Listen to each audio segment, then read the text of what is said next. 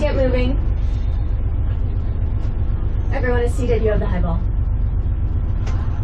All right, everyone, I'm going to be walking through the train cars to get a quick head count for us. So if everyone could remain in their seats and all children in their seats and or visible, that would be great. If you want to go ahead and wave out at the platform at our ticket agent, she did a great job helping us today.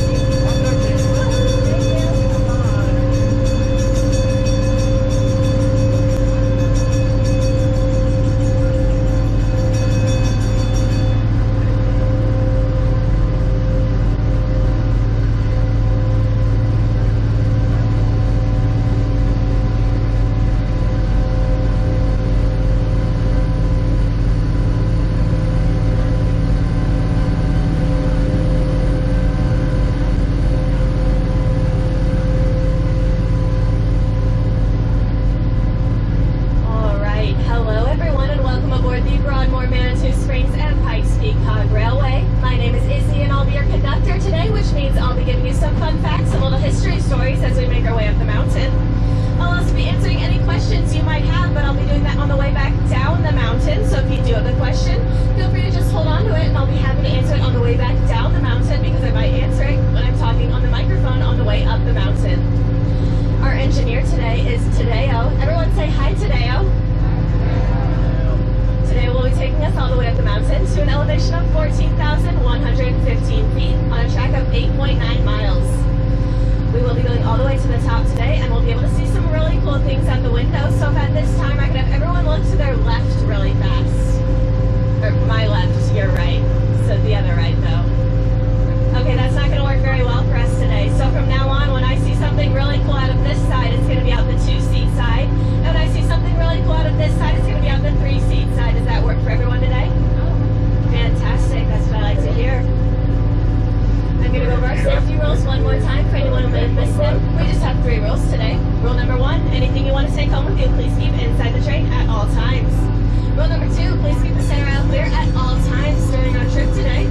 This means that you cannot switch seats from the 3-seat side to the 2-seat side at any time during our trip today.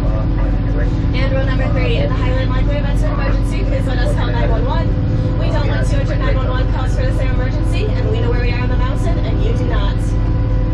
So those are the only rules I have for us today, but we'll still be able to see some really cool things out the windows, and we're riding on a train, so it's going to be a pretty fantastic day for everyone.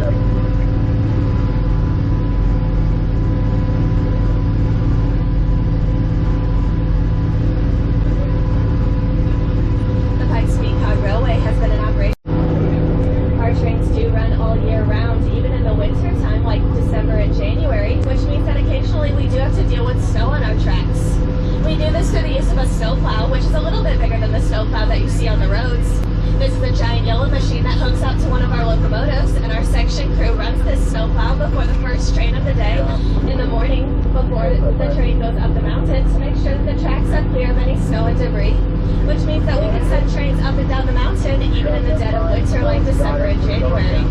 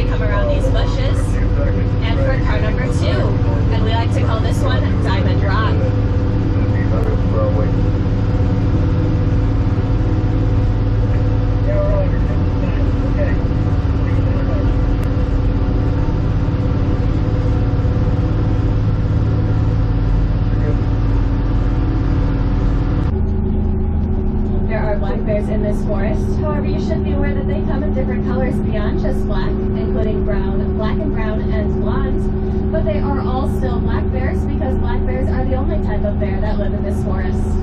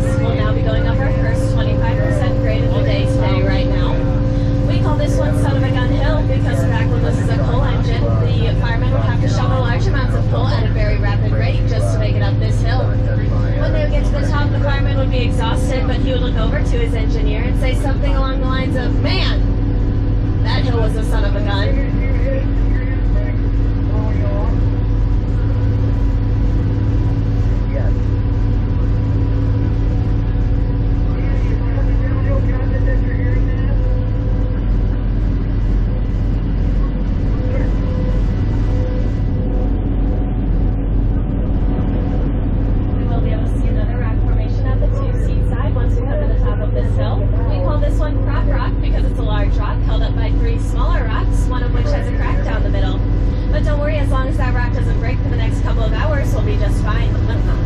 It'll be on the 2-seat side for car number 1 now.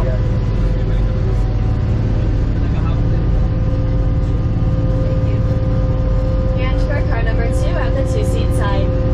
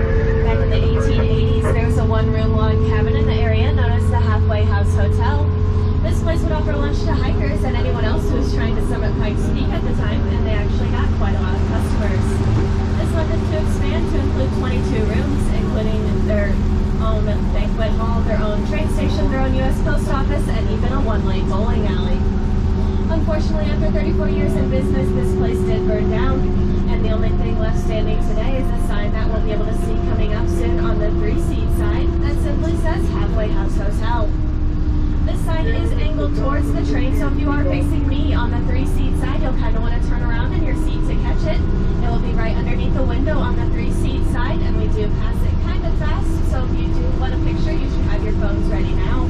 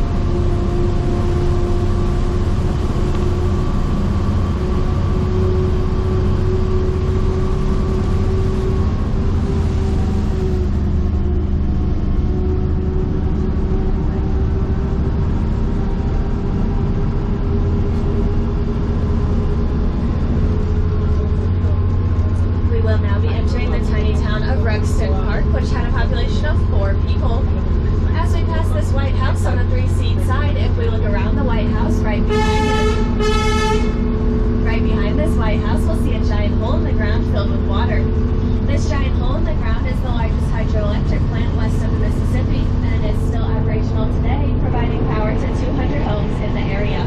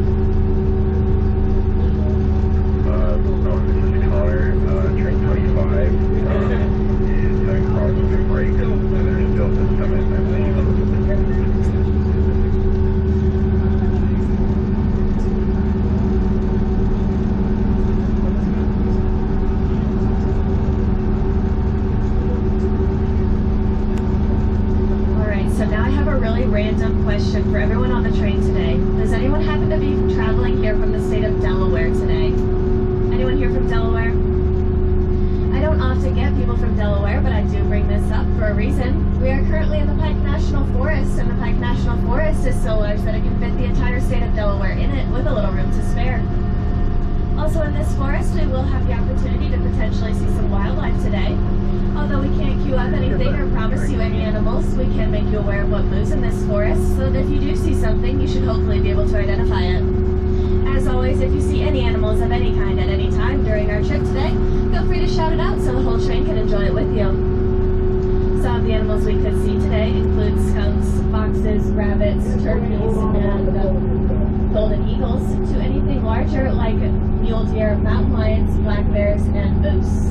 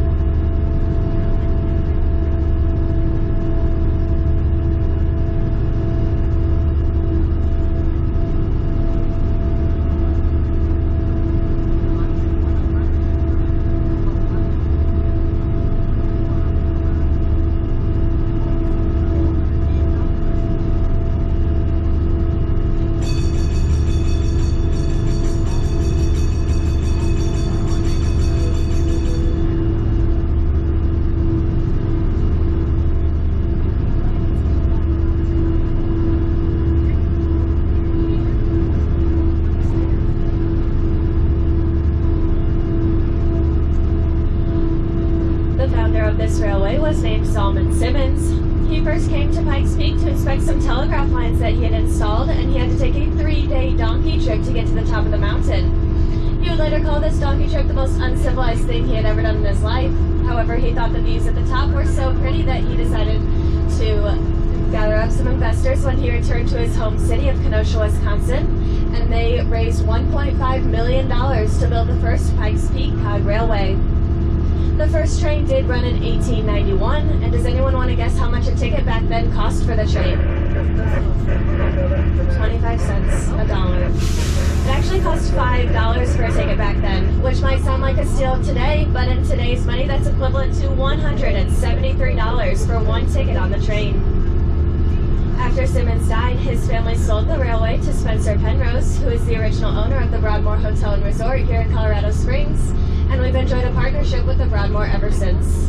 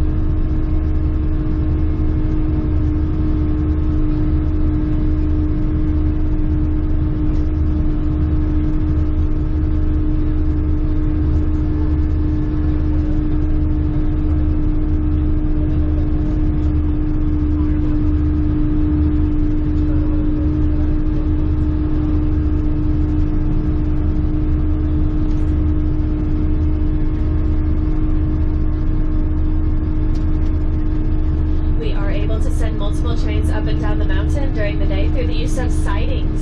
Sidings are tracks that run alongside our main line, and they allow one train to go up the mountain while the other train comes down. We can send up to 14 trains up and down the mountain each day, although each conductor and engineer will typically only do 2 trains, and then they will trade off with someone else. As I mentioned before, we are riding in one of our older remodeled trains right now, which means that we do have newer trains as well. There are a couple of differences between these trains. The newer trains have 4 cars, 3 cars with passengers and 1 locomotive at the end, while the older remodeled trains, like the ones that you're riding on right now, only has 2 cars. The other difference is the engines which run these trains. Our older remodeled trains run on diesel hydraulic engines, while our newer trains run on diesel electric engines. The other big difference is the speed at which the trains can go. Our older remodeled trains can go 10 miles an hour up the mountain regardless of the grade that they're on, which means that they can maintain a consistent speed regardless of the hill that they're going up at the time. Our newer trains can go 15.5 miles an hour up the mountain. However, they hardly ever hit this top speed because they are grade dependent, unlike these older remodeled trains. This means that as the newer trains go up a hill, they will naturally slow down a little bit, so typically they average out to about 8 to 10 miles an hour up the mountain as well.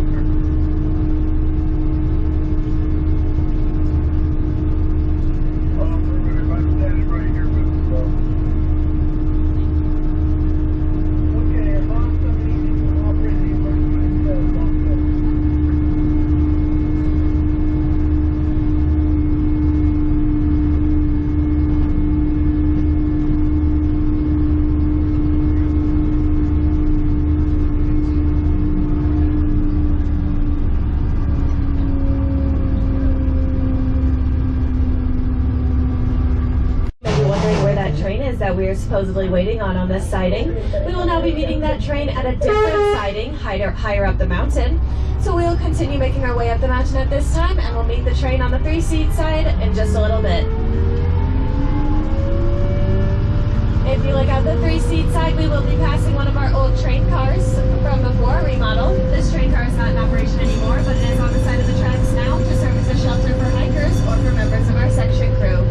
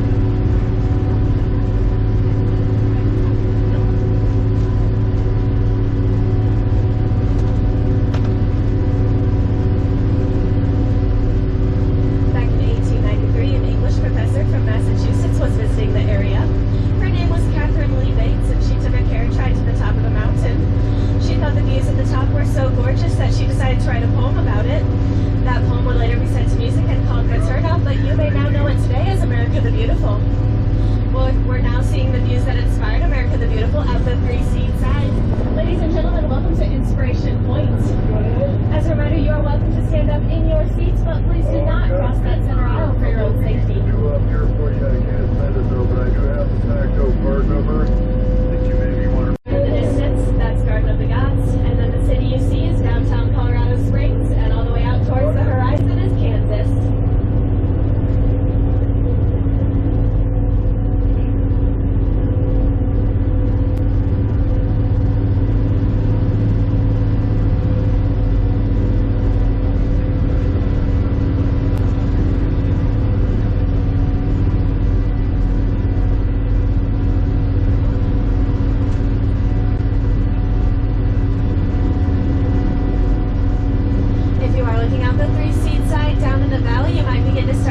Glimpses of the lake.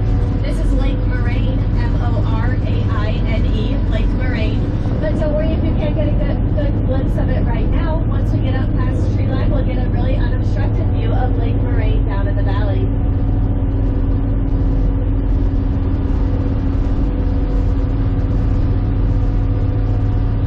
As our name suggests, we are a cog railway. This means that there are cogs underneath the train, which interact with the rack rail, which is the center rail on our track system.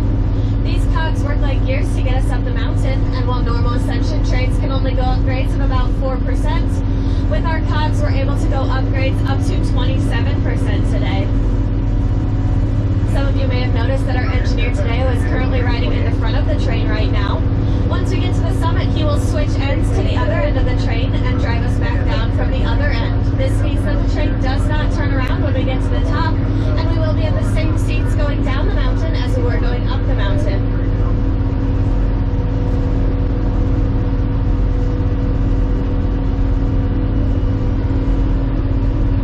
As we do get higher up the mountain, our trees are beginning to change. Instead of ponderosa pines and aspen trees, we'll start seeing more bristlecone pine trees. Bristlecone pines tend to thrive up here in the soil where most trees do not, and they're actually extremely old trees, with the oldest bristlecone pine on this mountain recorded at 2,200 years old.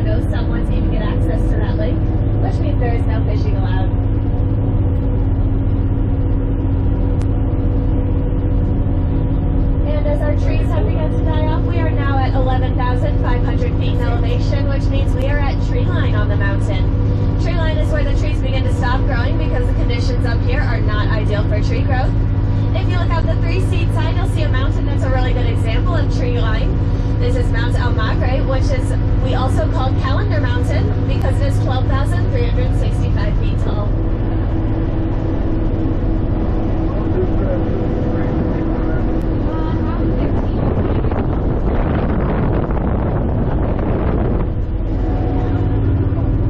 And although our trees are beginning to die off, we will still have the opportunity to potentially see some wildlife at this elevation. Although what we can see will start to change. From here on out, we can potentially see Rocky Mountain bighorn sheep. They like to hang out on the rocks and anywhere super unsteady, so keep your eyes peeled for them. Typically, I've seen them closer up towards the summit of the mountain, but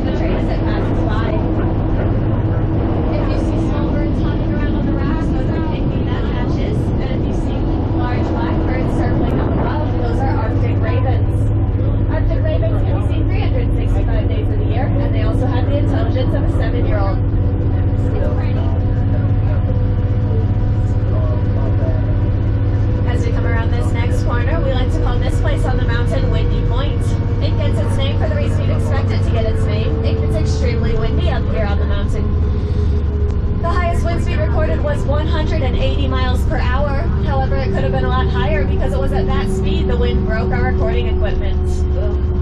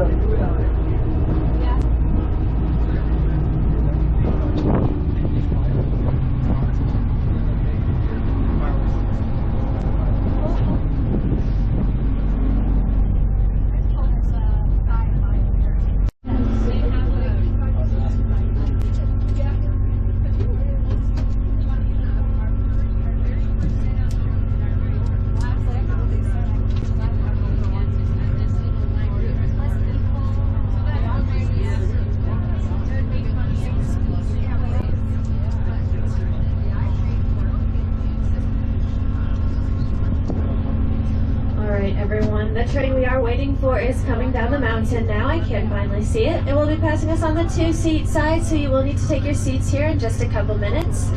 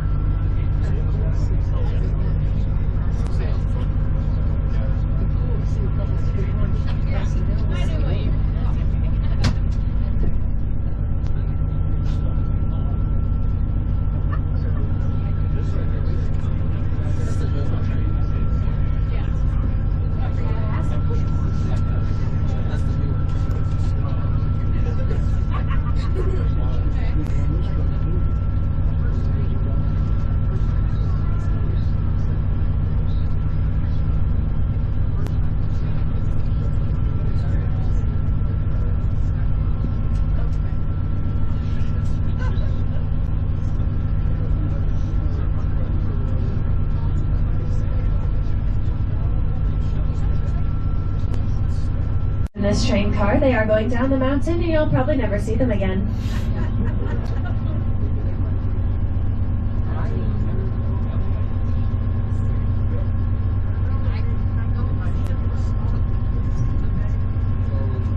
Again, I do need everyone seated at this time for this train to begin moving once again. Everyone is seated. Engineer, you have the high ball.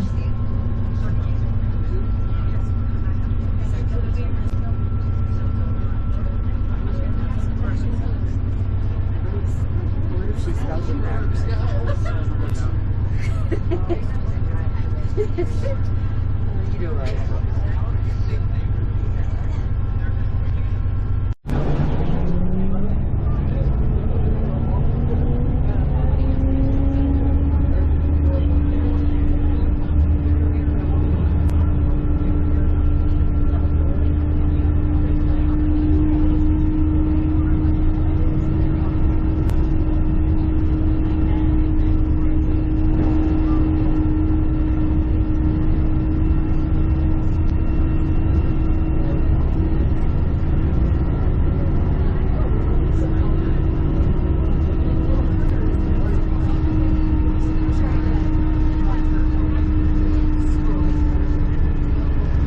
switch.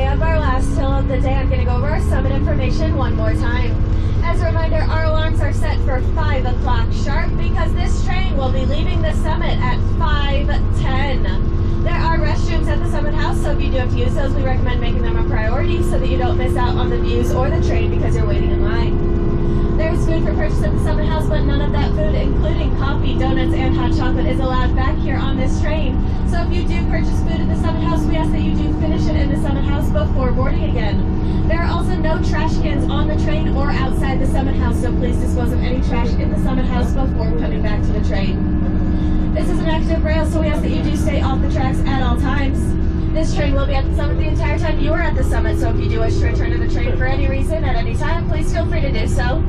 The doors will be unlocked, but you will have to open them yourselves and then close them behind you.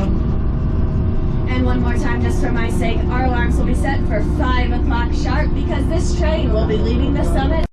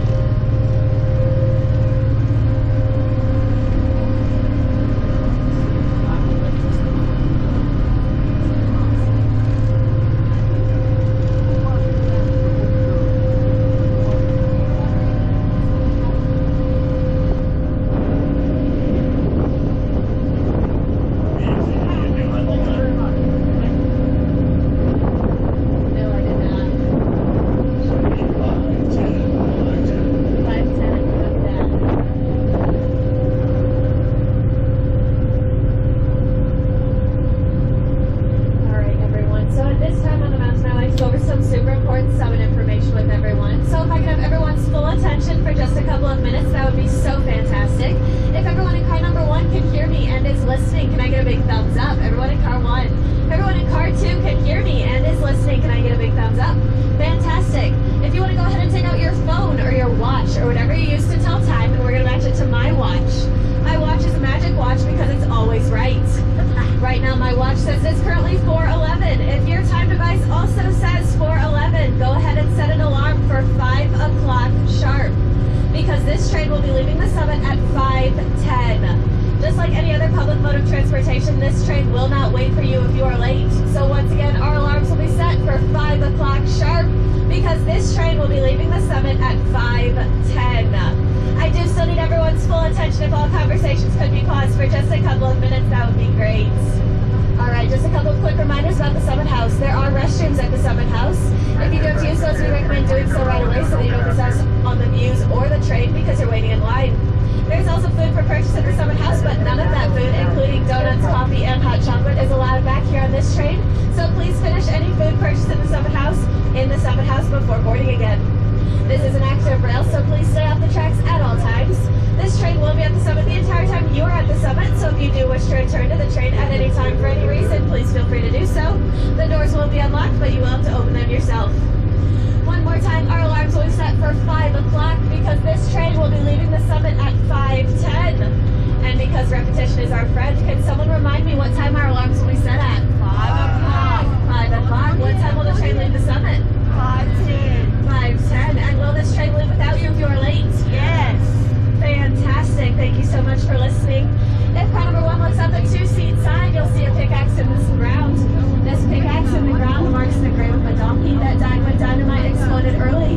They did use dynamite to build these tracks to make way for the tracks. They did use dynamite to oh my goodness, sorry guys.